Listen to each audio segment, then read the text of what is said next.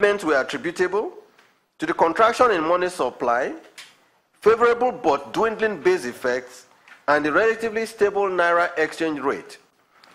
In spite of the marginal decline in food inflation in October, the committee noted that the rate remained high, traceable to cross-border sales, distribution bottlenecks, rising prices of farm inputs, supply shortages, as well as ongoing harvest of some farm produce.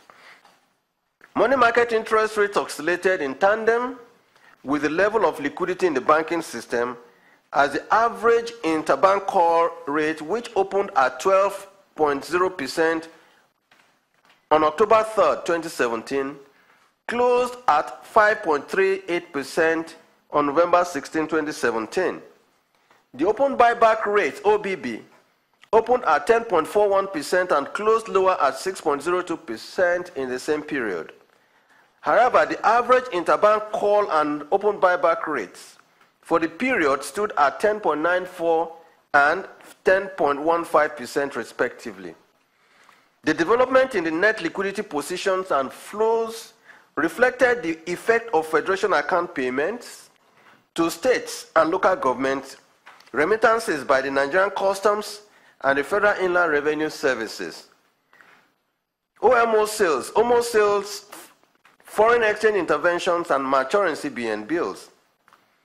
The committee noted the continuing improvement in the level of external reserves and the equities segment of the capital market. External reserves grew to 34.9% at the close of business on November 16, 2017.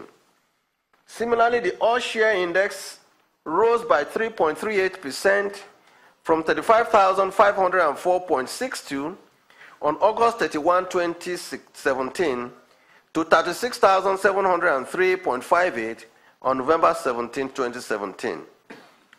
Market capitalization improved by 4.35% to 12.77 trillion naira from 12.24 trillion naira during the same period.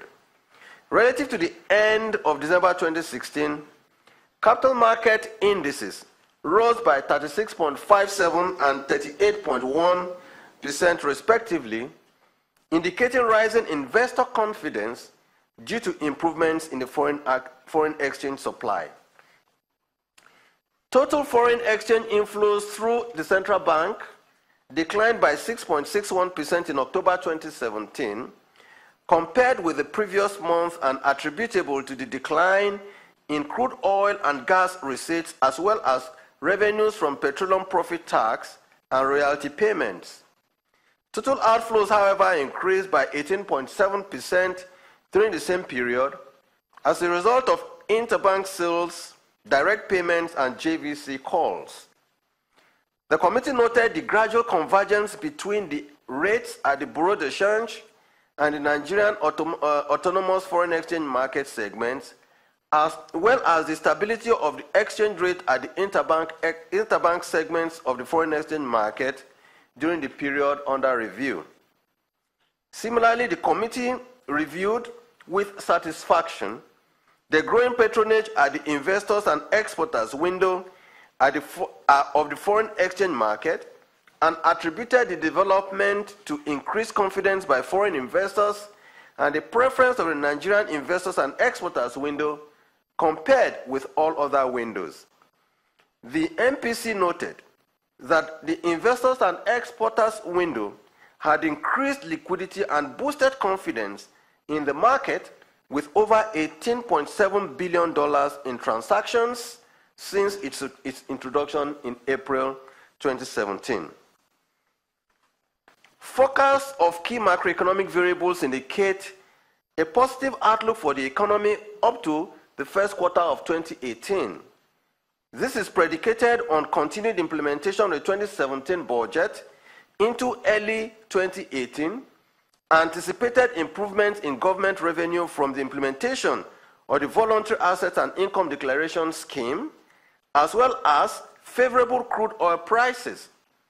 The development finance initiatives by the central bank in the real sector, particularly to the agricultural sector, are expected to continue to yield positive results in terms of output expansion and job creation.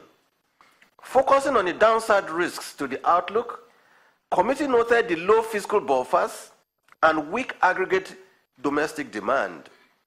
On the external front, widening global imbalances and rising geopolitical tensions were some of the crucial risks identified by the committee. The considerations of the committee. The committee noted with satisfaction the second consecutive quarterly growth in real GDP, following 5 quarters of contraction. In addition, members welcomed the relative stability in the exchange rate, particularly the narrowing premium or premier, and the very slow deceleration in consumer price inflation, largely attributable to base effects. Overall, the economy has begun to show strong signs of recovery as public investments has picked up with increased housing construction at the federal and state levels, as well as shipping activities at the ports to support the rising purchasing managers index. The committee was, however, of the view that policymakers must not relent in their aggressive policies initiatives aimed at continuing the positive growth trajectory. The committee was also concerned about potential adverse external developments and the cautious approach to lending and the financial intermediation by domestic deposit money banks. Committee similarly evaluated other concerns in the domestic economy and opportunities for strengthening output recovery, noting that some highly critical sectors were yet to resume growth. The committee also noted the significant contribution of food prices to headline inflation and observed that the benefits of base effect on overall headline inflation has substantially dwindled. Members, however, expressed